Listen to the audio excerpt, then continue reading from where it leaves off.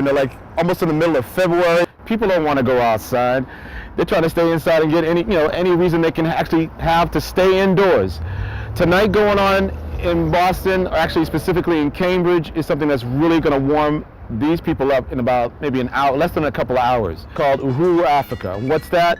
Well, in about a few minutes I'm going to tell you about what's going on in Uhuru Afrika, why it's so special, why it's so unique, not just unique to Cambridge, but unique to the Boston area in general. They're going to warm up the dance floor with some great beats, from the African diaspora, Latin, kind of rhythms and stuff like that.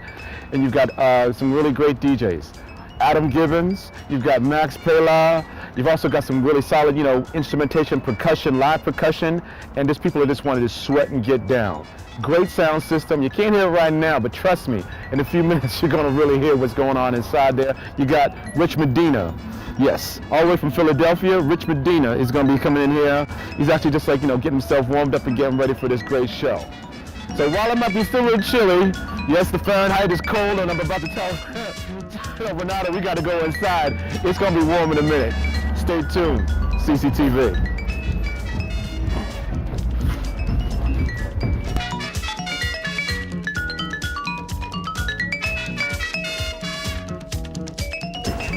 I'm with two of the founding ingredients of Uhuru Afrika, break tag team, Cornerstone Griots, Adam Gibbons.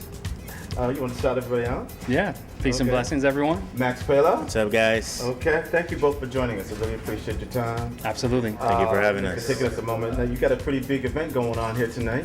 Yeah, yes. Tonight it's going to be jumping off. We're in the third year of Uhuru Afrika. This is the February 2011 edition. Yep. We have a big guest DJ, Rich Medina, who is in town from Philly. Okay. Actually, this is like fifth city in 5 days, so he's on a little whirlwind U.S. tour, and he's finally landing here in Boston to play with us. I'd also like to have like a cat like Rich come through. Oh, it's always great. He was here last year too. Ooh, you should see the crowd. We're gonna give you the videos. That was in March, right? Yeah. Yeah, March of last year. What makes Uhuru Afrika stand out? And what we're doing is we're focusing more on the Afro or Afro diasporic sound, and no one else is really doing that in this city. There's people that are doing that in New York and Chicago and other places, but Boston really doesn't have something like that here. People definitely feel that there is something beyond just throwing a couple of DJs in a room. The party, had been crafted in my mind for years and years before we actually found a space to help it come to fruition. It's absolutely different also in the sense that we don't play that music that is like semi-misogynistic, and all about the, the bling and all that stuff. I mean, it is definitely like a rooted music in the African diaspora, and with that comes a sense of spirituality, and that is intent in our music and what we do. I mean, you could have been like playing some Gaga, some Bieber, come on, Max, you're doing. No. I mean, I grew up in the Caribbean, so I bring all that, Afro-Caribbean land flavor, the drums and the beat, in my blood. So, we always have to mix it up, and we got to bring that to where we're always at, Uhuru Afrika. Now, this is your home base. Yes. For the party here, yes. Yeah, this is truly Cambridge. This is truly the home, Cambridge, Massachusetts. We chose this place for a number of reasons. One is just the amazing community that Cambridge offers, and also that kind of like multicultural, like very close, tight-knit community that Cambridge offers. Well, we found All Asia. All Asia, Talked to Mark, and he was amazing. We came in, told him what we were doing. He was really open to it and said, it sounds like a great concept. We'd love to have you. Let's, start it out and see how it works. And then after a run of 3 events, if it's great, we'll continue to solidify the relationship. And here we are 3 years later. Adam mentioned something to me that you actually kind of preserve this night, we record it, for people who can't necessarily. Yeah, everything that we do here at All Asia is broadcasted, above all, live video and audio through my website, afrobetabodega.com. And every monthly party that we do here also, it's recorded, and that archive is at afrobetabodega.com. I mean, you kind of mentioned your background from like a Caribbean background. Do you both have like kind of like musical backgrounds that you want to talk about at all? I started as a percussionist from the age 5 to when I was 17 that I got more into the DJ aspect. Okay. So I started with the palo, salve, gaga, traditional Dominican, sounds from the African descents and a lot of the spiritual religious aspect of the island. I don't have any musical roots in my family. My Couldn't family. tell the way you played. Yeah. It's actually, I mean, it's absolutely artistic. You know, my grandfather, my grandmother were both artists. My mother was an artist. So I get that kind of like visual arts. So like the visuals that you see, you know, through the flyers that we do, and some of the visual identity of the party, you know, that comes through from the talent there. But I did study African hand percussion with Bob Bloom, who is faculty advisor to the Olatunji Institute. So that was an amazing experience, and that really helped solidify my understanding of the music that we play, both, you know, culturally as well as rhythmically. Somebody told me that you guys have a charity that you guys kind of like raise some awareness and some funds for. Yeah, absolutely. We're working right now, or we're actually are partners with a nonprofit, non-governmental organization based out of LA called Next Aid. And Next Aid is doing some amazing things right now, and I came to find out about them through a colleague, Sonia Hassan, that does a party called Africa Hi-Fi with Ron Trent in Chicago. So speaking with her, she let me know about Next Aid, and I spoke to the founder, Lauren, and she let me know what they're doing. It's some amazing work, and what they're doing is they created a sustainable living community for children orphaned by AIDS. So that was the intent, to help, you know, give children who are orphaned by AIDS that did not have any opportunities, a place to live, a place to study, a place to play and to learn a trade. And it actually has developed into a really amazing thing where it isn't just serving children orphaned by AIDS, but other people in need in the community. And they finished that project, which we helped fund by the party.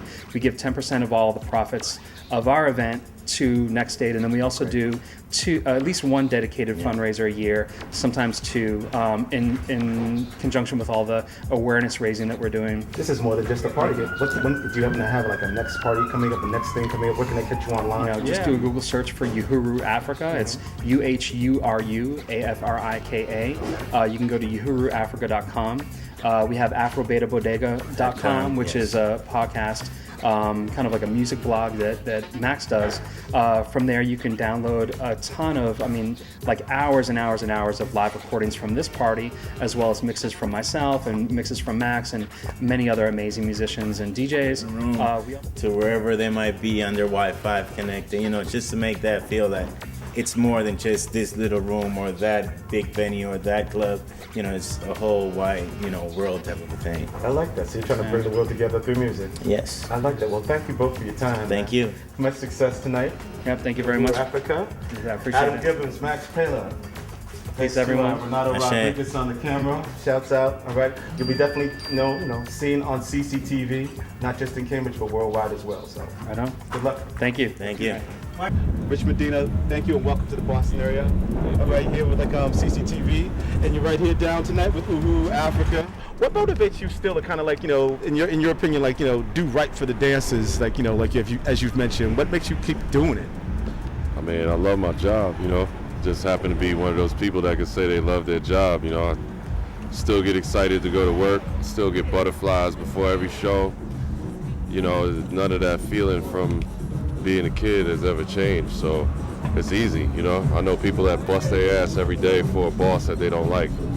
I know people with real problems, so to have to get on and off of airplanes and play records for people is a blessing. You've got really great influences. I know from interviews I've heard you love players like Tony Allen, you love Pela. You love their political message. Talk about that, how that stuff has influenced you. It's influenced me heavy. It goes without saying the influence that James Brown's music has had on music worldwide, and Pela is fundamentally the James Brown of Africa. So, when you got somebody speaking up for the people with that kind of energy and with that kind of fortitude under, police state pressure, to be fair, it's very tough for our parents and our grandparents here in the States, but, Nigeria is the home of black on black crime. And it's the home of the police state, it's the home of the oil spill, it's the home of colonization. So, when you're talking that kind of power to the people under that kind of pressure, it says a lot about a man. So I've always been really excited about getting my head around what his message is and where he stood with his music, and try to use some of that philosophy in my own life. I've heard a lot of your production. Not only you got hype, brother, you got them golden pipes, brother. You're killing me with that. you remind me in some ways. I mean, tell me if I'm wrong. Like a Gil Scott Heron. Is there anybody kind of like with that? But you kind of like float in different genres in different places. Is anybody?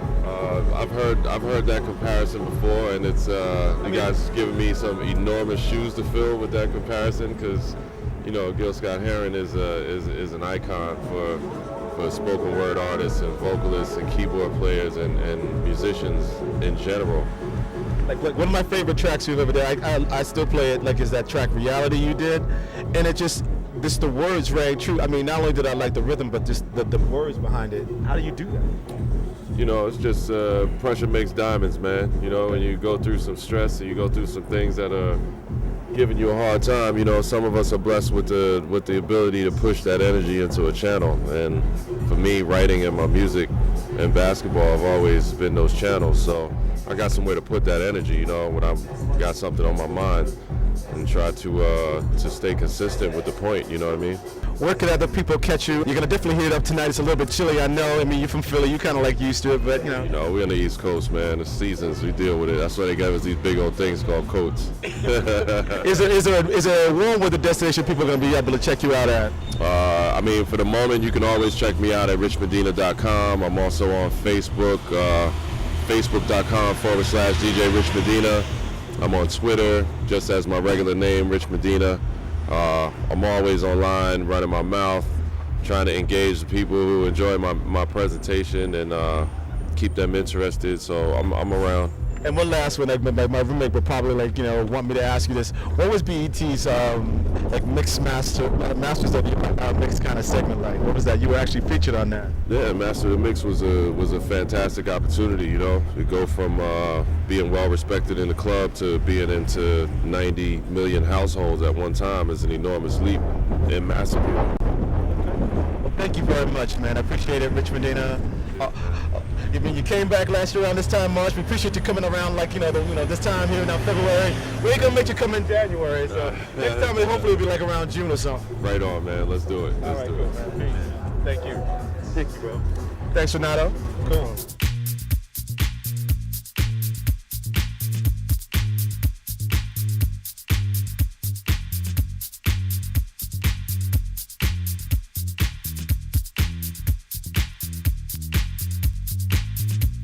Now reality don't care about nothing once the horn is blown.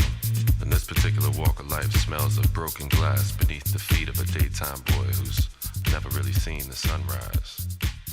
A willing scribe set to decipher lies and hearsay just to